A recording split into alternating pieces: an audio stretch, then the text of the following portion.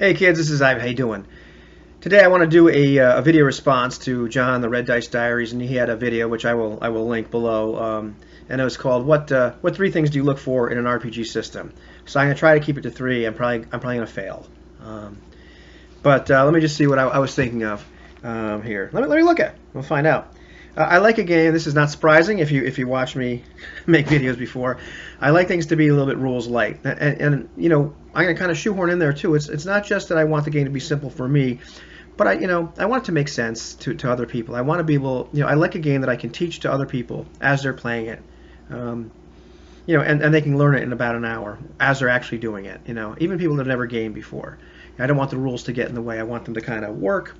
And then just get out of the way, but not be like this, big mathematical exercise, because we're not there to do calculus. We're there to do some role playing, and I'm gonna cheat a little bit and say I like a lot of randomness in there too. So if we're gonna, have a mechanic, I like something where none of us are really sure what's gonna happen. I like that an awful lot. I don't like a storytelling thing where I'm just gonna say, well, this is what happens. I'd like to have a little bit of role or something. I like when things happen. So whatever game it is, whatever role-playing game system, I want it to be based really on some action. We're going to do this, we're going to do that. If there's rules, I want them to cover like what happens when we try to do something, as opposed to rules that really focus on social interactions or that sort of thing. And I'll just kind of cheat again and throw a little bit more.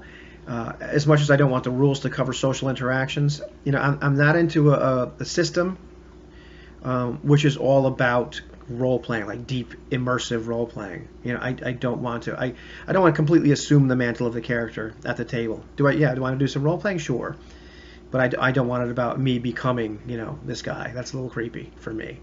If you like that, that's fine. I'm just saying that's not what I'm looking for. I want to have a game where things happen. That does it for me. So that when I look at role-playing systems, that's what I'm looking for. Then like a novel or interesting premise. I'm not a huge setting guy. Like I like to do my own settings a lot of times, but like a setting is cool. But something about it just grabs me, and it could be something really different. And I thought of a couple of examples recently. Dungeon Crawl Classics. I'll pick on this game both in a positive and a negative way, because I'm gonna probably cheat and put a fourth thing in there. Fourth thing I look for. Dungeon Crawl Classics has this one great thing, which they have a few great things, but they have this kind of, I think they call it the mercurial magic system, where magic is really random and wild. So when you cast a spell, you have to roll. It may fail, it may succeed. It may succeed, to the point where you haven't blown it. Kind of, it's not just fire and forget. You still have the spell. That's great. And if it succeeds, it may succeed spectacularly. You're not sure what the heck's going to happen. And if it fails, it may fail horribly, and something bad may happen. That's kind of a neat premise, enough to grab me. It's like, that's cool. I kind of dig that. So when I see something like that in a game, that grabs me. But it doesn't just have to be that kind of premise, like a mechanical premise. It could be anything like, I was watching a video by Tetsubo57 really recently, and I think, what the heck was it called? Failed Implant. And he gave this little spiel. Maybe I should put a link to that video too. But he gave this little spiel where pretty much, he was just coming up with an idea for a role-playing scenario, where your personality gets uploaded, and if you die, you get to re-up. You get to get a new body, just shoehorn it in there. What happens if you manage to get the original implant in, but all the rest of the time you've been alive doesn't show up, and so you think you're still 18, but you've been alive for hundreds of years. And what happens then? The world's really crazy. That was enough. Like, I wanted to play in that game. I wouldn't care what system it was. Just when he was done with it, I'm like, damn, I wish we could get together and we could play that game. That'd be kind of cool. So like, just some kind of interesting premise that just grabs me, and it could be just about anything. So I couldn't tell you exactly what that is. So I guess those are three things. And then let's see. I'm gonna cheat just a little bit and put in a fourth: accessibility.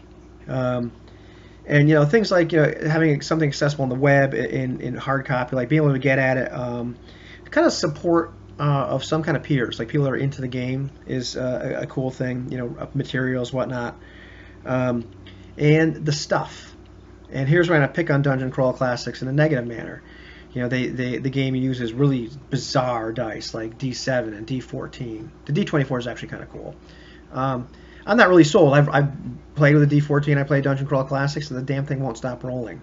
So I like accessibility. Like, I wish they hadn't used those dice.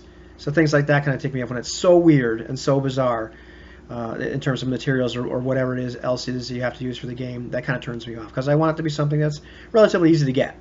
That anybody can get. D24 is really cool. I like that one. Once I figured out it was a D6 with 4 sides on each one of the sides, and it actually was okay. I kind of dug that die, but the other ones not so much. So I'm picking on them that way. So I cheated. That was 4 things, but there you have it.